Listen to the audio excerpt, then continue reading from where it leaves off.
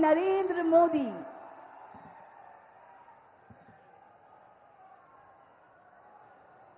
बिहार के स्वाभिमानी और मेहनती भाई बहन, आप सभी के प्रणाम। बिहार के राज्यपाल श्रीमान आरिफ मोहम्मद खान जी, हमारे लोकप्रिय मुख्यमंत्री श्री नीतीश कुमार जी, केंद्रीय मंत्रिमंडल में मेरे साथी श्री जीतन राम मांझी जी, ललन सिंह जी, गिरिराज सिंह जी, चिराग पासवान जी, नित्यानंद राय जी, सतीश चंद्र दुबे जी, राजभूषण चौधरी जी, राज्य के उप मुख्यमंत्री श्री सम्राट चौधरी जी, विजय कुमार सिन्हा जी, उपस्थित अन्य मंत्रीगण, जनप्रतिनिधिगण और बिहार के मेरे प्यारे भाइयों और बहनों, आज मुझे इस पवित्र भूमि पर बिहार के विकास को नई गति देने का सौभाग्य मिला है। यहां करीब करीब 50,000 करोड़ रुपए से ज्यादा की परियोजनाओं का लोकार्पण और शिलान्यास हुआ है। आप सब बड़ी संख्या में हमें आशीर्वाद देने आए हैं। आपका ये स्नेह, बिहार का ये प्यार, मैं इसे हमेशा सर आंखों पर रखता हूं। और आज बिहार में इतनी बड़ी तादाद में माताओं बहनों का आना, ये अपने आप में बिहार के मेरे इतने कार्यक्रमों की ये सबसे बड़ी शानदार घटना है। मैं माताओं बहनों को विशेष प्रणाम करता हूं। मैं आप सभी जनता जनार्दन का हृदय से आभार व्यक्त करता हूं। साथियों, सासाराम की इस धरती के तो नाम में भी राम है। सासाराम, सासाराम के लोग जानते हैं भगवान राम और उनके कुल की रीति क्या थी। प्राण जाए पर वचन न जाई, यानी जो वचन एक बार दे दिया वो पूरा होकर के ही रहता है। प्रभु श्री राम की ये रीति अब नए भारत की नीति बन गई है। अभी पहलगाम में जम्मू कश्मीर में आतंकी हमला हुआ था। हमारे कितने निर्दोष नागरिक मारे गए। इस जघन्य आतंकी हमले के बाद, एक दिन के बाद मैं बिहार आया था और मैंने बिहार की धरती से देश को वादा किया था, वचन दिया था, बिहार की धरती पर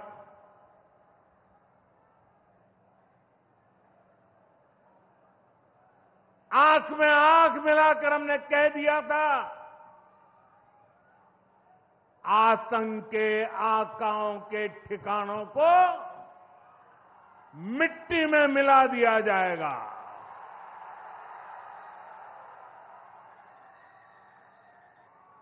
बिहार की धरती पर मैंने कहा था, उन्हें कल्पना से भी बड़ी सजा होगी। आज जब मैं बिहार आया हूं तो अपने वचन पूरा करने के बाद आया हूं। जिन लोगों ने पाकिस्तान में बैठकर हमारी बहनों का सिंदूर उजाड़ा था, हमारी सेना ने उनके ठिकानों को खंडहर में बदल दिया है। भारत की बेटियों के सिंदूर की शक्ति क्या होती है, ये पाकिस्तान ने भी देखा और दुनिया ने भी देखा। जिस पाकिस्तानी सेना की छत्रछाया में आतंकी खुद को सुरक्षित मानते थे, हमारी सेनाओं ने एक ही झटके में उनको भी घुटनों पर ला दिया। पाकिस्तान के एयरबेस, उनके सैन्य ठिकाने हमने कुछ ही मिनट में तबाह कर दिए।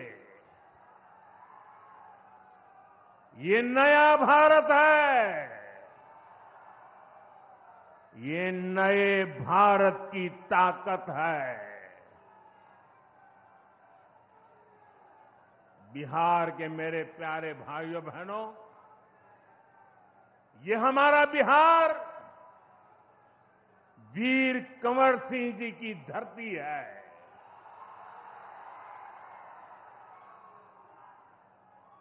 यहां के हजारों नौजवान देश की सुरक्षा के लिए सेना में, बीएसएफ में अपनी जवानी खपा देते हैं।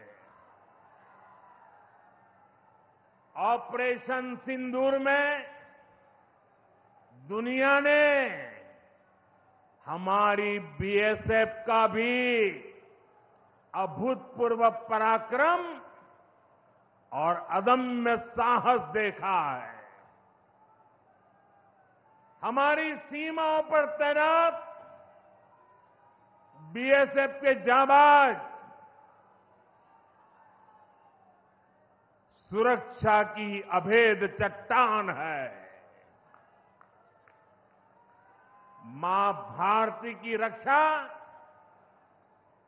हमारे बीएसएफ के जवानों के लिए सर्वोपरि है। और यही मातृभूमि के सेवा का पवित्र कर्तव्य निभाते हुए 10 मई को सीमा पर बीएसएफ सब इंस्पेक्टर इम्तियाज शहीद हो गए थे। मैं बिहार के इस वीर बेटे को आदरपूर्वक श्रद्धांजलि देता हूं।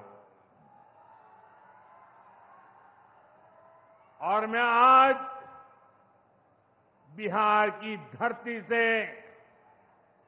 फिर दोहराना चाहता हूं, ऑपरेशन सिंदूर में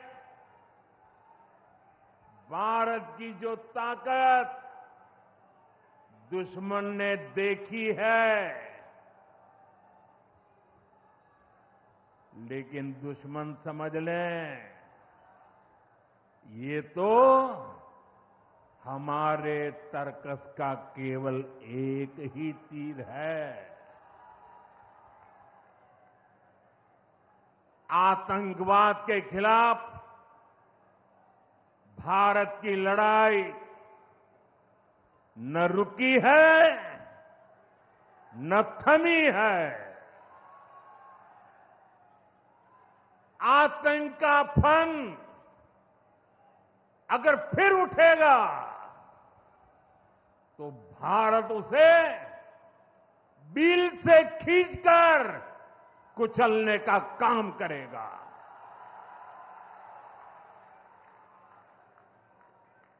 साथियों, हमारी लड़ाई देश के हर दुश्मन से है, फिर वो चाहे सीमा पार हो या देश के भीतर हो। बीते वर्षों में हमने हिंसा और अशांति फैलाने वालों का कैसे खात्मा किया है, बिहार के लोग इसके साक्षी हैं। आप याद करिए, कुछ साल पहले तक सासाराम, कैमूर और आसपास के इन जिलों में क्या हालात थे, नक्सलवाद कैसे हावी था,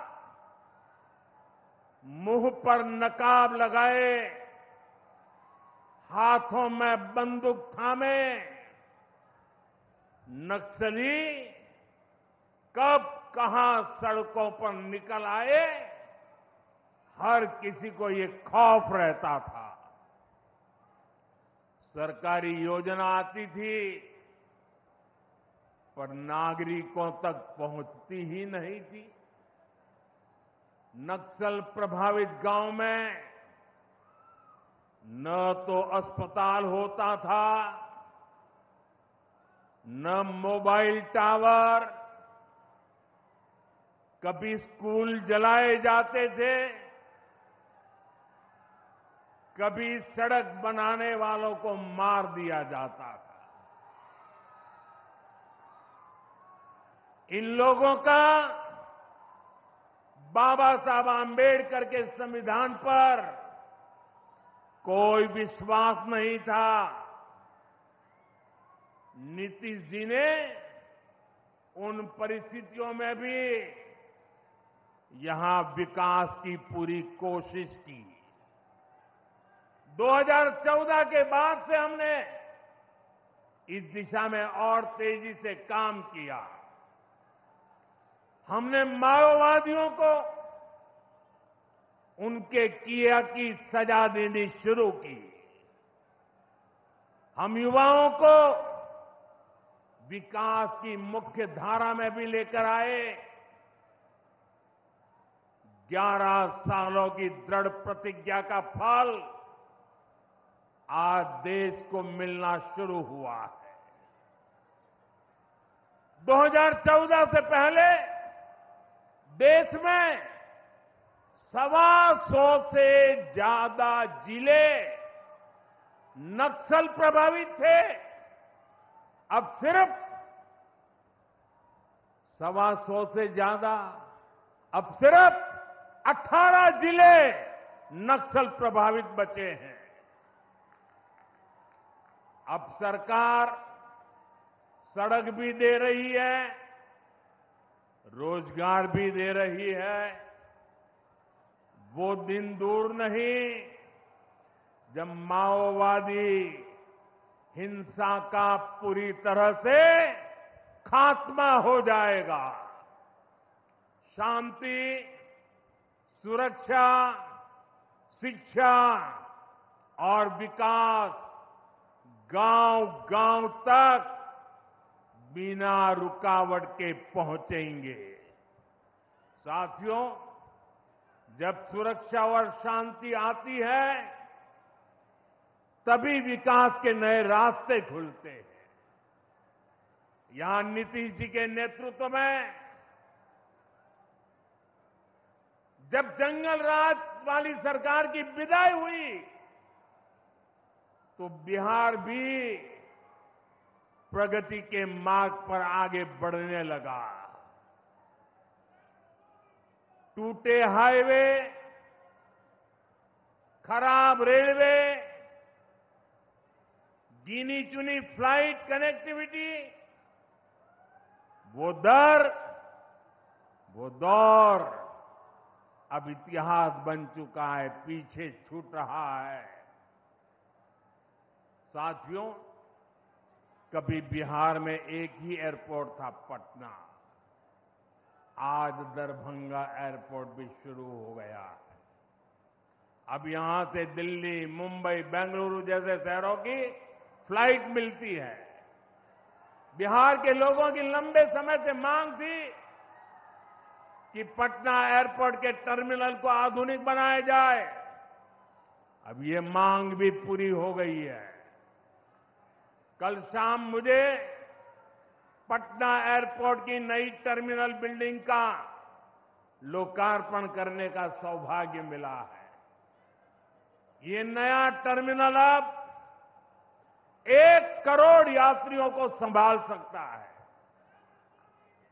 बिहटा एयरपोर्ट पर भी 1400 करोड़ रुपए का निवेश हो रहा है। साथियों, बिहार में आज हर तरफ 4 लेन और 6 लेन सड़कों का जाल बिछ रहा है। पटना से बक्सर, गया जी से डोभी, पटना से बोध गया जी, पटना, आरा, सासाराम, ग्रीनफील्ड कॉरिडोर, हर तरफ तेजी से काम हो रहा है। गंगा, सोन, गंडक, कोसी समेत सभी प्रमुख नदियों पर नए पुल बनाए जा रहे हैं। हजारों करोड़ की ऐसी परियोजनाएं बिहार में नए अवसरों और संभावनाओं का निर्माण कर रही है। इन प्रोजेक्ट से हजारों युवाओं को रोजगार मिलेगा। यहां टूरिज्म और व्यापार दोनों को फायदा होगा। साथियों, बिहार में रेलवे की हालत भी अब तेजी से बदल रही है। आज बिहार में वर्ल्ड क्लास वंदे भारत ट्रेनें चल रही हैं। रेलवे लाइनों को डबल और ट्रिपल किया जा रहा है। छपरा, मुजफ्फरपुर, कटिहार जैसे इलाकों में काम तेजी से चल रहा है। सोननगर और अंडाल के बीच मल्टी ट्रैकिंग का काम चल रहा है, जिससे ट्रेनों का आना जाना तेज होगा।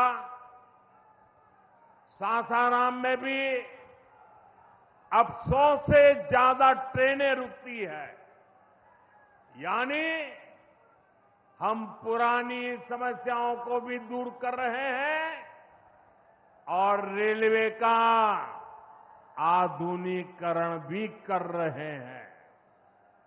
भाइयों बहनों, ये काम पहले भी हो सकते थे, लेकिन जिनके ऊपर बिहार को आधुनिक ट्रेनें देने की जिम्मेदारी थी, उन्होंने रेलवे में भर्ती के नाम पर आपकी जमीन लूटने का काम किया। गरीबों की जमीन लिखवा ली।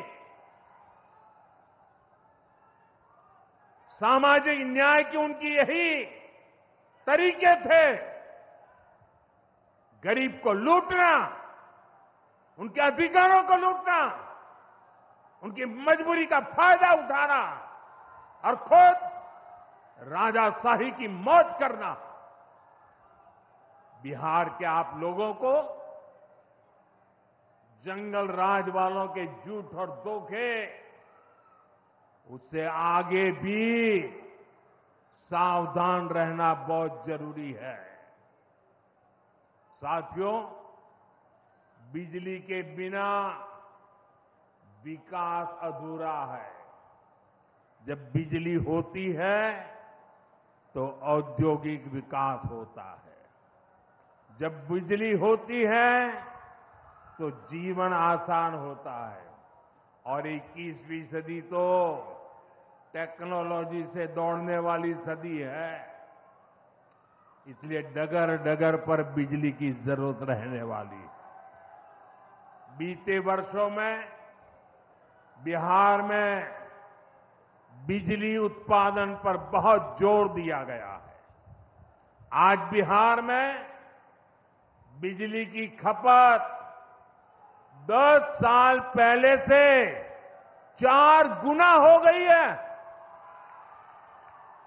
नबीनगर में एनटीपीसी का बड़ा पावर प्रोजेक्ट बन रहा है। इस पर 30,000 करोड़ रुपया खर्च किए जाएंगे। इससे बिहार को 1500 मेगावाट बिजली मिलेगी। बक्सर और पीर पैंती में भी नए थर्मल पावर प्लांट शुरू हो जाएंगे। भाइयों बहनों, अब हमारा ध्यान भविष्य की ओर है। हमें बिहार को ग्रीन एनर्जी की ओर लेकर जाना है और इसलिए कजरा में सोलर पार्क का निर्माण भी हो रहा है। पीएम कुसुम योजना के तहत सौर ऊर्जा से किसानों को कमाई के विकल्प दिए जा रहे हैं। रिन्यूएबल एग्रीकल्चर फीडर से खेतों को बिजली मिल रही है। हमारे इन प्रयासों का असर है कि यहां के लोगों का जीवन बेहतर हुआ है। महिलाएं खुद को सुरक्षित महसूस कर रही है। साथियों, जब राज्य में आधुनिक इंफ्रास्ट्रक्चर आता है तो सबसे ज्यादा लाभ गांव, गरीब किसान और छोटे उद्योगों को होता है, क्योंकि वो देश विदेश के बड़े बाजारों से जुड़ पाते हैं। प्रदेश में नया निवेश आता है तो नए अवसर बनते हैं। आप देखिए, पिछले साल हुई बिहार बिजनेस समिट में बड़ी संख्या में कंपनियां यहां निवेश के लिए आगे आई। जब राज्य में उद्योग आता है तो लोगों को मजदूरी के लिए पलायन नहीं करना पड़ता। किसानों को भी नए विकल्प मिलते हैं। यातायात की सुविधाएं सुधरने से उनकी उपज भी दूर दूर तक जा पाती है। भाइयों बहनों, हमारी सरकार बिहार के किसानों की आय बढ़ाने के लिए लगातार काम कर रही है। यहां 75 लाख से ज्यादा किसानों को पीएम किसान सम्मान निधि के तहत आर्थिक सहायता मिल रही है। हमारी सरकार ने मखाना बोर्ड की घोषणा की है। हमने बिहार के मखाना को जीआई टैग दिया। इससे मखाना किसानों को बहुत लाभ हुआ है। इस साल के बजट में हमने बिहार में फूड प्रोसेसिंग के लिए नेशनल इंस्टीट्यूट का भी ऐलान किया है। अभी 2-3 महीने पहले ही कैबिनेट ने 2-3 दिन पहले ही कैबिनेट ने खरीफ के मौसम के उसके लिए धान समेत 14 फसलों की एमएसपी को बढ़ाने को मंजूरी दी है। इससे किसानों को अपनी फसलों का बेहतर दाम और आमदनी भी बढ़ेगी। साथियों, जिन लोगों ने बिहार को सबसे ज्यादा ठगा, जिनके दौर में बिहार के गरीब और वंचित तबके को बिहार छोड़कर जाना पड़ा, आज वही लोग सत्ता पाने के लिए सामाजिक न्याय का झूठ बोल रहे हैं। दशकों तक बिहार के दलित, पिछड़ों और आदिवासियों के पास शौचालय तक नहीं था। दशकों तक हमारे इन भाई बहनों के पास बैंक में खाता नहीं था। उन्होंने बैंकों में उनके लिए तो एंट्री बंद थी, दरवाजे तक भी घुसने नहीं दिया जाता था। दलित और पिछड़ा वर्ग के ही सबसे ज्यादा लोग झुग्गी झोपड़ी में जीवन गुजारा करते थे। उनके पास पक्का घर तक नहीं था, वे बेघर थे। करोड़ों लोगों के सर पर छत तक नहीं थी। मैं आपसे पूछता हूं, बिहार के लोगों की ये दुर्दशा, ये पीड़ा, ये तकलीफ, क्या ये कांग्रेस और आरजेडी का, क्या यही सामाजिक न्याय था? गरीबों को इस प्रकार से मजबूरी में जीने के लिए सारी नीतियां बनाने के आदी लोग। साथियों, इससे ज्यादा अन्याय कोई नहीं हो सकता है। कांग्रेस और आरजेडी वालों, इन्होंने कभी दलित, पिछड़ा की इतनी तकलीफों की चिंता तक नहीं की। ये लोग विदेशियों को बिहार की गरीबी दिखाने के लिए घुमाने लाते हैं। अब जब दलित, वंचित और पिछड़ा समाज ने कांग्रेस को उसके पापों की वजह से छोड़ दिया है, तो इन्हें अपना अस्तित्व बचाने के लिए सामाजिक न्याय की बातें याद आ रही है। भाइयों बहनों, बिहार में और देश में सामाजिक न्याय का नया सवेरा एनडीए के दौर में दिखा है। हमने गरीब तक जीवन से जुड़ी मूलभूत सुविधाएं पहुंचाई है। हम इन सुविधाओं को 100% लाभार्थी तक पहुंचाने के लिए काम कर रहे हैं। 4 करोड़ नए मकान, 3 करोड़ बहनों को लखपति दीदी बनाने का मिशन, 12 करोड़ से ज्यादा घरों में नल का कनेक्शन, 70 साल से अधिक उम्र के हर बुजुर्ग को 5 लाख रुपए तक का मुफ्त इलाज, हर महीने मुफ्त राशन की सुविधा। हमारी सरकार हर गरीब और जरूरतमंद के साथ खड़ी है। साथियों, हम चाहते हैं कि कोई भी गांव छूटे नहीं, कोई भी हकदार परिवार सरकार की योजनाओं से वंचित न रह जाए।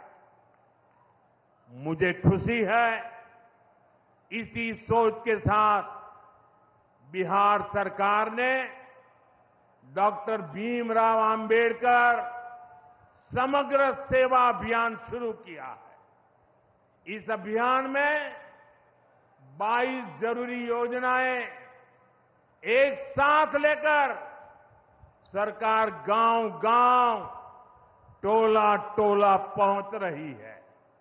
हमारा लक्ष्य है हर दलित, महादलित, पिछड़े, अति पिछड़े, गरीब के घर तक सीधे पहुंचना। मुझे बताया गया है कि अब तक 30,000 से ज्यादा कैंप लग चुके हैं। लाखों लोग इस अभियान से जुड़ चुके हैं।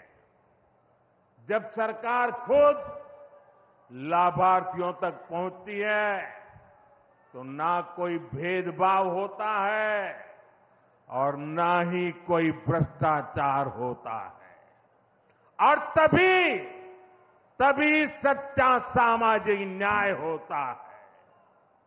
साथियों, हमें हमारे बिहार को बाबा साहब आंबेडकर, कर्पूरी ठाकुर, बाबू जगजीवन राम और जेपी के सपनों का बिहार बनाना है। हमारा लक्ष्य है विकसित बिहार, विकसित भारत, क्योंकि जब जब बिहार ने प्रगति की है, भारत दुनिया में शिखर पर पहुंचा है। मुझे विश्वास है हम सब मिलकर विकास की रफ्तार को और आगे बढ़ाएंगे।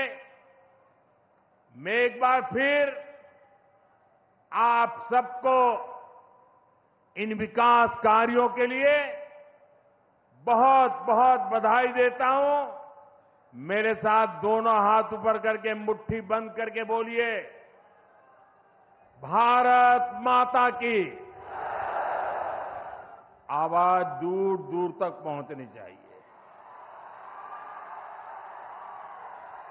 सीमा पर खड़े हमारे जवान का सीना चौड़ा हो जाना चाहिए। भारत माता की, भारत माता की, भारत माता की। बहुत बहुत धन्यवाद।